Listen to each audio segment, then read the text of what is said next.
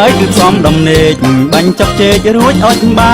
រីក្រោយពីចាស់ចាស់ចុះដីណាអូនក្រោយពីចាស់ចាស់ចុះដីប្រពន្ធប្តីរៀត្រីទឹកឈ្មោះចឹងមែនទេបងឯងខូចណាយល់នៅអូននេះចង់ជិលងង10គុតចង់តែរត់តុងចោលអើយយំរឿងនឹងលាក់ទុំមួយដុំរឿងនឹងលាក់ទុំមួយដុំលោកប្តីកុំ5គេ5ឯងកុំរំអីអូន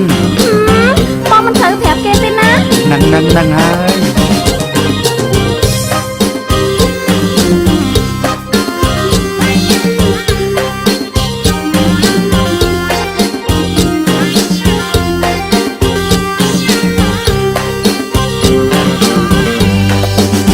រកស៊ីមានបាន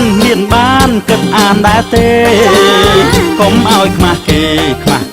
ត្រូវតែខ្មាស់ខ្នែងខ្មាស់គេត្រូវតែខ្មាស់ខ្នែងចាមែនទេបងខ្មាស់ខ្នែងណាអូនចា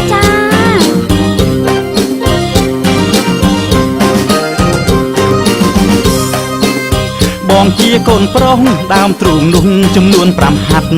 បងខំរកទ្រព្យសម្បត្តិបានទុកឲ្យប្រពន្ធចាត់ចែងអូយបងឯងគួរឲ្យស្រឡាញ់ណាស់ចា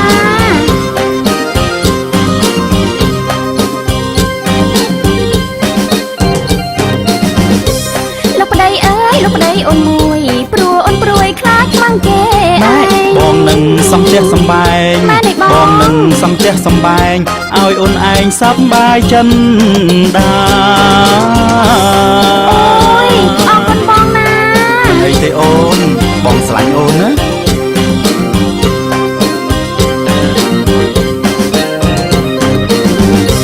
ស្រឡាញ់ខ្ញុំសំសួរលោកប្តីក៏ហើយធ្វើអីលោកប្តីដឹងទេអនាគតយើងម៉ែអើគេណែអនាគតយើងម៉ែអើគេតើដឹងទេក៏ហើយធ្វើអីចាំបងប្រាប់ណាចា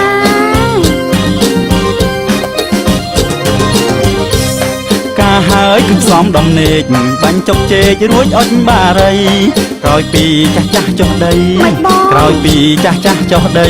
ប្រពន្ធប្តីរៀត្រីទឹកឃ្មុំខូចណា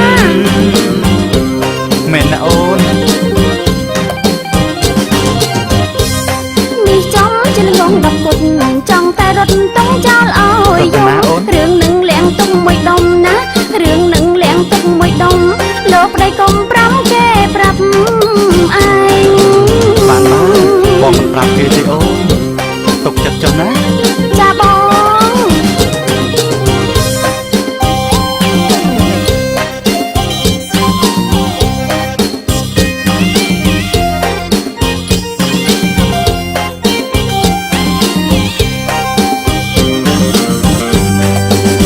រកស៊ីមានបានគិតអានដែរទេកុំឲ្យខ្មាស់គេត្រូវតែខ្មាស់ខ្នែងខ្មាស់គេត្រូវតែខ្មាស់ខ្នែងចាមែនហើយបងណោះមែនហើយអូន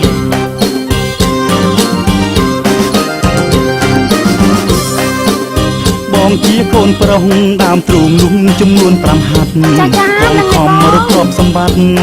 បងខំរកទ្រព្យសម្បត្តិបានទុកឲ្យប្រពន្ធចាត់ចែងអូយបងឯងគួរឲ្យស្រឡាញ់ណាអូនក៏គួរឲ្យស្រឡាញ់ដែរ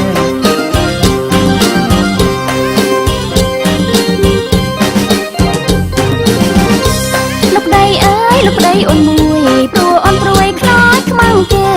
បងនឹងសំផ្ទះសំបែងឲ្យអូនឯងសប្បាយចិនដា